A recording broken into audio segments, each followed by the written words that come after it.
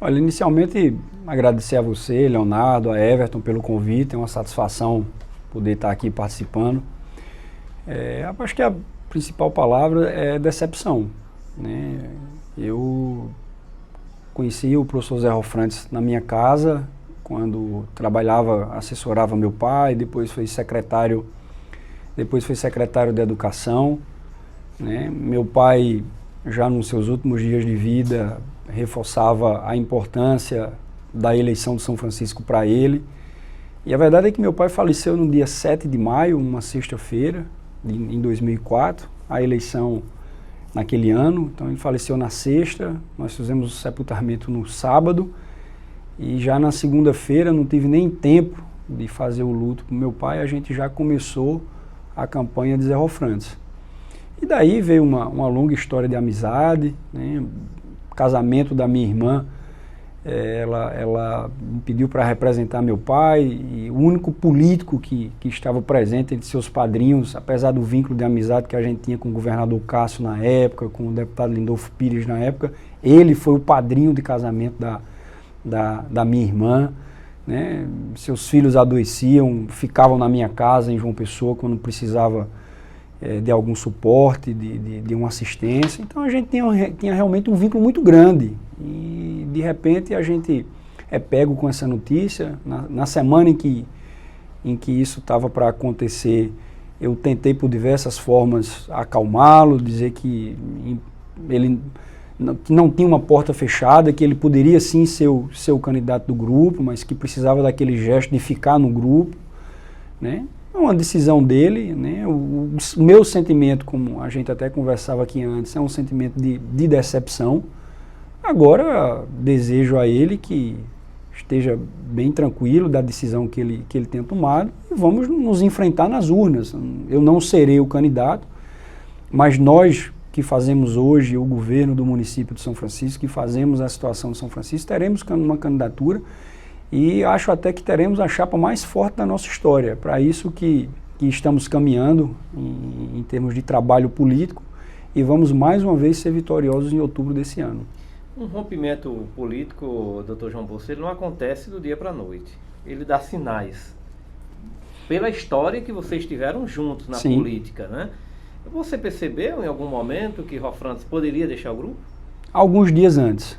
Até porque, Leonardo, eu tenho um estilo de cartas na mesa, né? Sempre que aparecia alguma história, eu chegava para o professor Zé Rofrantes e perguntava a ele: olha, está acontecendo isso, o que é que tem de verdade? Não, verdade nenhuma, isso tudo é mentira, não estou atrás de partido, eu quero ser o candidato do grupo, mas se eu não for o candidato do grupo eu vou ficar no meu canto, eu não vou sair da sombra para ir para o sol, que essa turma de lá não tem nada para oferecer. Então eu sempre confiei nele, porque afinal de contas a gente tinha uma história aí de mais de 20 anos, né?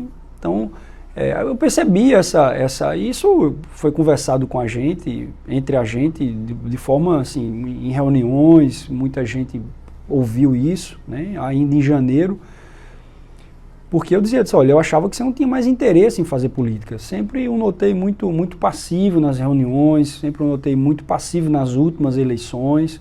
Então eu achava que, não, o que é que eu passava na minha cabeça? Que ele já estava tranquilo, já tinha dado a contribuição dele, já tinha contribuído com o município, e que ele agora era um apoiador. O papel esse que eu espero fazer a partir de janeiro, passar a ser um apoiador. Não expressava que queria ser candidato? Não expressava que queria ser candidato. A expressão dele de querer ser candidato foi depois de uma pesquisa que foi realizada no município em novembro do ano passado.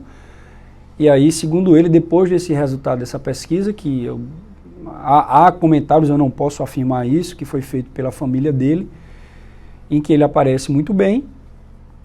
E a partir de então ele despertou o desejo de ser candidato novamente. E eu aceitei isso, como eu tenho aceitado todos aqueles que fazem parte do grupo e desejaram a vontade de ser candidato a prefeito do nosso município, né? Eu nunca disse a ele que ele não seria o candidato. Ele criou essa história de que eu estava impondo a candidatura de um primo, mas eu nunca disse a ele que ele não seria o candidato do nosso grupo. E aí se precipitou e saiu do grupo. Se foi uma traição ou não, eu não tenho que julgar isso. Eu me sinto decepcionado. Confesso que não imaginava um comportamento desse, até porque nunca foi assim que eu conduzia a nossa amizade. Mas ele achou isso melhor, vai caber aí ao tempo e às pessoas julgarem quem é que está certo. Uma liderança política ao porte de um ex-prefeito, quando sai, imagina-se que ele leve muitas lideranças do grupo a qual ele estava fazendo parte. O senhor perdeu alguém, além de Rofrantes, com essa saída dele para o grupo de oposição? Olha, Leonardo, liderança política, que me vem aqui na memória, não. Eu sei que tem uma história de que iam vereadores e outras lideranças políticas, mas liderança não. Continuamos com a mesma bancada de vereadores, as nossas lideranças estão todas agrupadas conosco, mas é claro, é um ex-prefeito, né, tem o seu trabalho social no município, houve algumas famílias, a própria família dele, que é uma família conceituada no município, o acompanha, e alguns amigos dele também o acompanharam, mas em termos de liderança política, eu não tenho conhecimento de ninguém, não. Todos reafirmaram o apoio à nossa disposição, à disposição do nosso candidato. Não avalou tanto quanto se imaginava o seu grupo político lá em São Francisco, não? Na sua avaliação? Olha, Leonardo, eu acho que quem vai dizer isso são as urnas, né? Eu estou muito confiante. Ao mesmo tempo em que o ex-prefeito, ou qualquer ex-prefeito, e assim eu me sinto, vou me sentir dessa forma, você tem o seu serviço prestado, você tem o seu capital político, quando você é ex-prefeito, você também contraria, você também chateia, você também tem a sua rejeição. Então isso tudo pesa, né? Eu não posso dizer aqui a você, não posso dizer a seus ouvintes, que essa adesão do professor Zé Rofrantes à oposição, ao ex-vereador e ex-candidato a prefeito Júnior de Gerôncio, que o ex-prefeito não levou ninguém. Levou. Mas certamente, se ele fosse o candidato do nosso lado, a gente também teria que estar preparado para perder algumas pessoas. Porque tem a rejeição de quem já foi. Isso é natural. Então, eu vejo esse movimento com muita naturalidade. É aquela história, eu não consigo saber quem foram todas as pessoas que me elegeram. E entre 2016 e 2020, eu perdi alguns eleitores, mas eu também somei alguns eleitores. Então eu acho que o movimento que Rofrantes fez em aderir para Júnior de Gerôncio foi mais ou menos por aí. Ele pelo menos fez algumas colocações de que não tinha muito espaço na gestão, que estava numa secretaria sozinho, não tinha nenhum funcionário para assessorá-lo, que a gestão não tinha dado durante esses anos toda a atenção a ele. O que você tem a dizer sobre isso? Leonardo, eu só lamento muito, porque se você puxar aí no Sagres, vai ser o secretário que tem mais diárias. Mas, você está alegando que pagava diária? Não. Eu estou comprovando que era o secretário que viajava para me representar junto ao deputado Júnior Araújo, numa audiência com o secretário. Ele era quem me representava. Nós entramos o ano de 2020 com R$800 mil em recursos próprios economizados para fazermos investimentos no município. Prédio da nova prefeitura, um centro de artes, pavimentação com recurso próprio, um centro de vivência, e tudo isso começava pela Secretaria de Planejamento. A Secretaria de Planejamento organizava tudo e depois ela executava, encaminhando para a Secretaria de Administração e para a Secretaria de Obras. Então, porque isso está sendo realizado com administração direta. Então, como é que você tem um orçamento na prefeitura entre todos os recursos, todas as despesas em torno de R$13 milhões, e Rofrantes na sua secretaria tem R$800 mil para começar pela secretaria dele? Que falta de prestígio é essa? Né? Ele sabe como ele foi tratado, ele tem consciência disso, ele sabe o que eu, como prefeito, o prestigiei ele como secretário, e ele sabe o que eu, como amigo, procurei fazer por ele.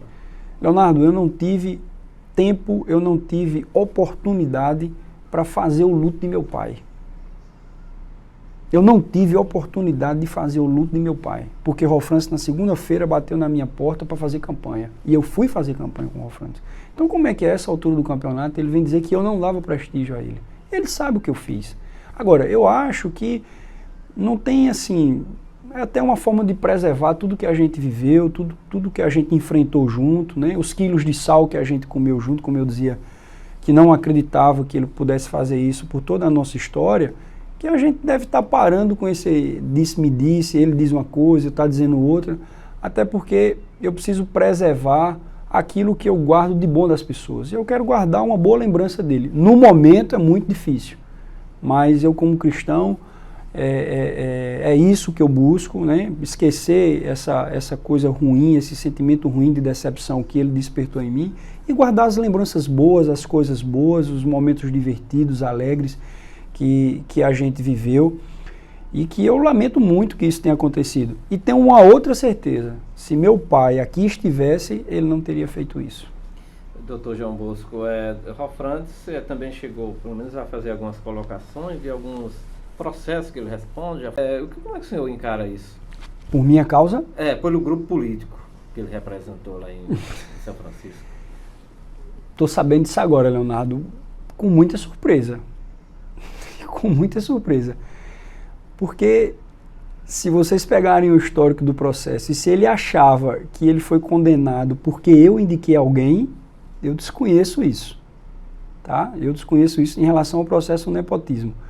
Como é que eu indiquei alguém, sou o culpado por ele ser condenado e ele vai recorrer a um primo meu para ser advogado dele? Porque até recentemente o advogado dele lá nesse processo de nepotismo é um primo meu, primo legítimo pela parte da minha mãe. Esse é um ponto. E eu não tenho nada a ver com o Ministério Público Federal. Não fui eu que contratei a Constrói. Eu não tenho nada a ver com isso. O que é que tem meu aí?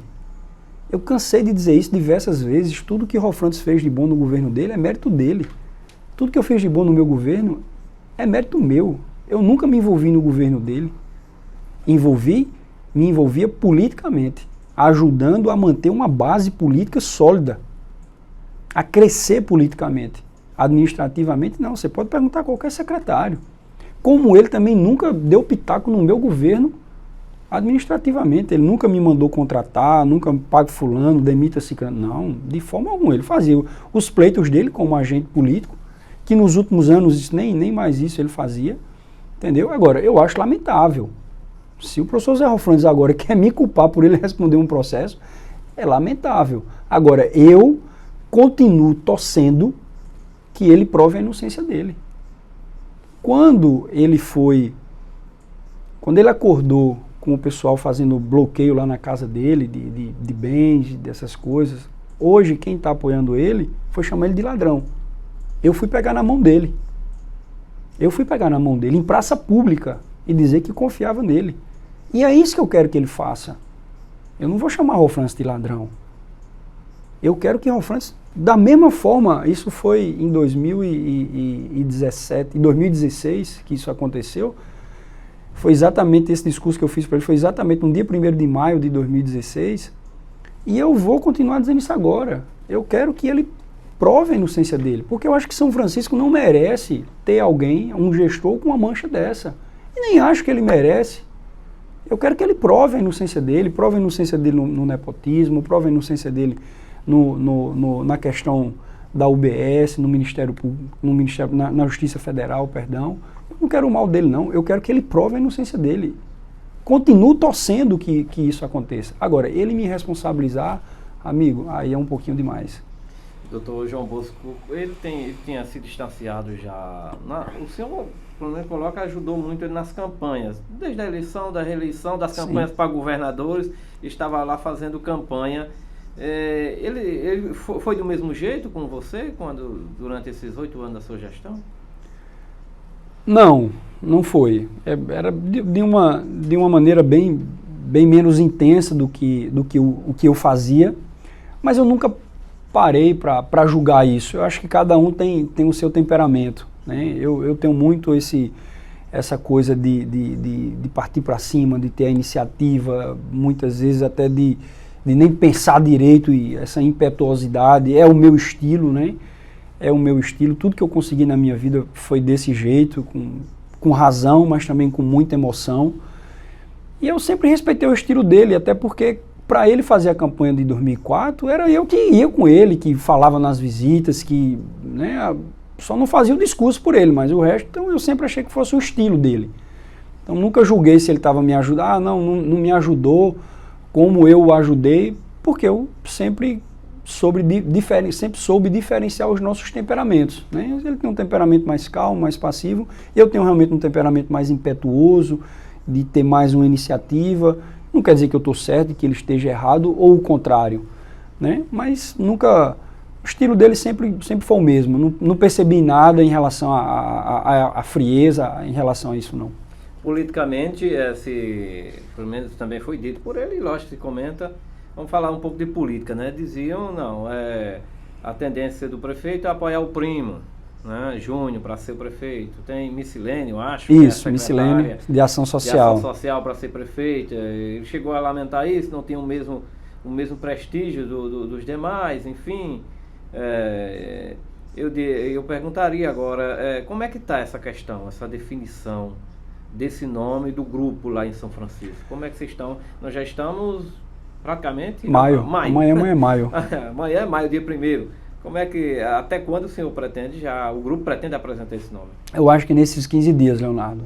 Nesses 15 dias. É o trabalho que eu tenho feito, apesar das dificuldades da gente estar caminhando, né, por conta dessa loucura toda da Covid-19 que a gente tem vivido, a necessidade do isolamento, mas a gente tem procurado, na medida do possível, ouvir as pessoas, né? Ouvir as pessoas. E é isso que eu tenho feito.